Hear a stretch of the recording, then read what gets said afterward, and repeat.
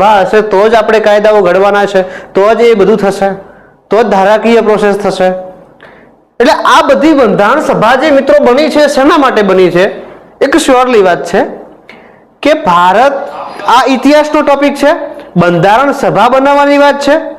અને બંધારણ સભામાં એ કે ભારતનું બંધારણ બનાવવા માટે કરી અને ઘણા બધા લોકોએ બંધારણ સભાની માંગ કરી. અત્યારે મિત્રો વાત કરું કાલ્પનિક વાત, ભારત અત્યારે છે ને ગુલામીમાં છે. ભારત અત્યારે શેમાં છે? ગુલામીમાં છે. અંગ્રેજો આપણને શું સ્વતંત્રતા આપવાના? વિચારો, અંગ્રેજો શું આપણને બંધારણ સભા આપવાના? એમને આપણને સ્વતંત્ર કરવામાં એમને રસ હોય ખરા ભાઈ?